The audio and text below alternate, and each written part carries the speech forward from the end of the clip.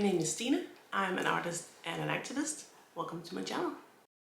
So, for a while now, I've had a pretty unrealistic dream of having my own forest. And I really want that forest to be like one big giant living artwork where I can do a lot of different kind of green art projects. But I live in a small Copenhagen apartment, so not the most realistic of dreams, but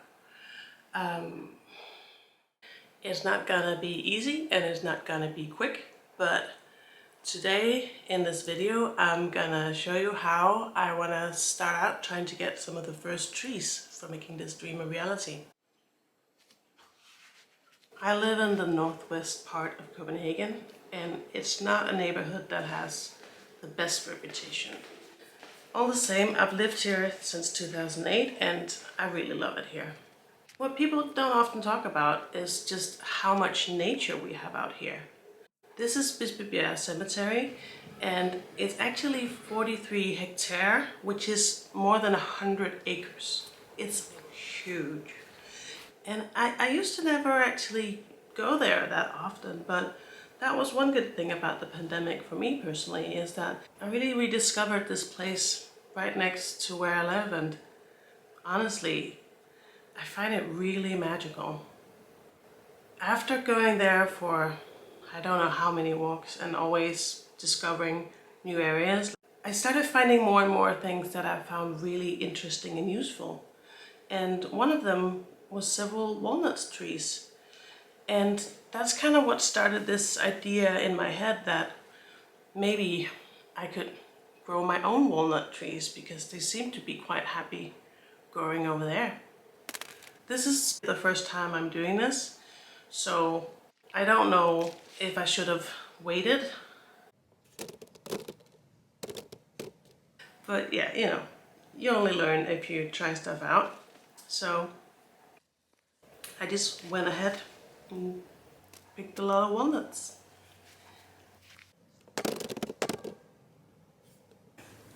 It's so nice to be able to just go straight from, like, it's not high rises, but like tall buildings of Copenhagen, and right there, right next to you, there's this big green area. It's gotten dark, and going back up to my little apartment. Tomorrow, gonna start cleaning up these bad boys. So before I share this next part, I just wanna add the obvious fact that I'm clearly not an expert in this. I literally just watched YouTube videos to figure out how to do this. So yeah, I just wanted to say that. So if you're watching this video thinking you wanna do this, sure, you can watch this video to learn, but maybe I would recommend some others. I'll leave some links down below of some of the more useful ones that I found. Yeah. So after collecting your nuts, the first thing you need is a lot of water. The second thing you need is some gloves, because walnuts, they have a lot of coloring in them. You can actually also use them for dyeing fabric. And if you don't want brown hands for like weeks, I recommend putting on some gloves. So what you see is I'm just putting out a little bag, and I have just a normal knife from the kitchen, and I think you call it husking. I'm removing the husk with the knife, taking off the outside part. And you can see when you're cutting in there, you kind of get to the part that you recognize as the kind of walnut you might know from buying in the shop. And then what you do is you just put them in the water, and the trick here is that if they float, they're no good. If they fall to the bottom, that's a good thing. Yeah, as you can see, there's a lot of nuts, so this is just me doing that over and over and over again. If you're someone who pays attention, you might notice that there are more nuts here than what I picked, and that's because I actually went picking quite a few times. And I think this is the last one. You can already see the water is going dark in the bucket. And it's a floater. Too bad. But all the good ones at the bottom. I've left these overnight and I'm just scooping out the floaty ones. You can kind of see the normal walnut peeking through there, or like the walnut that we know.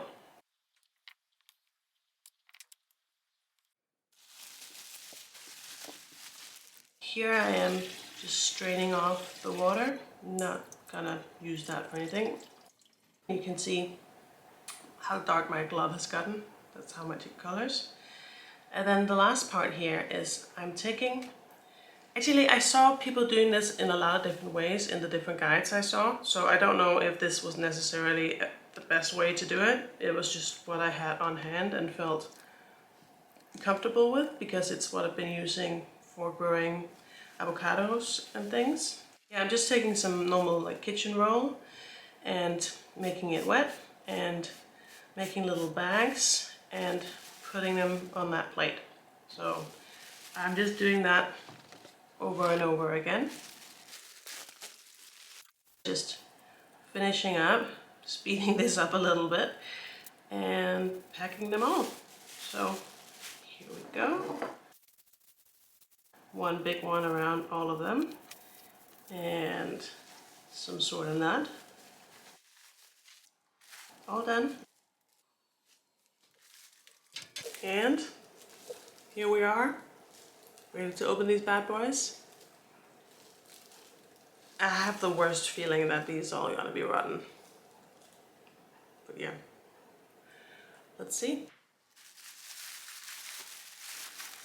I'm not sure why I keep calling these bad boys.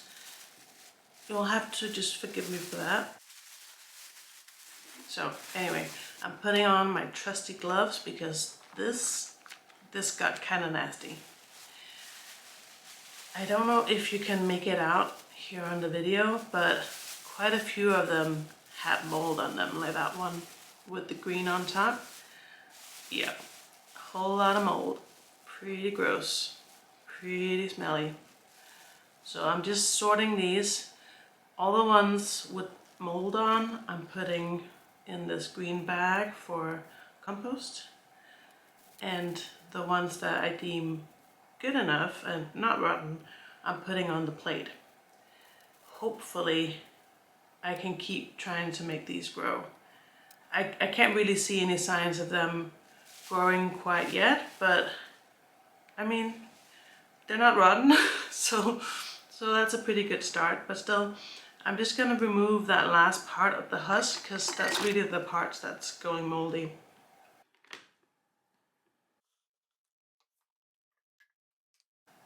I don't know what to call this. It's this thing I've just had lying around forever because it just often has a good shape for doing random things that my other tools don't do.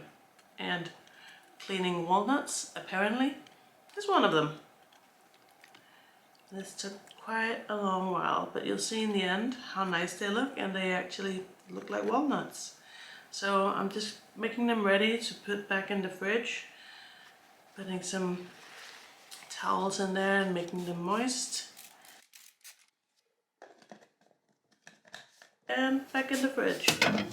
And what you can see there in the background is the current selection of my experiments to make different seeds grow.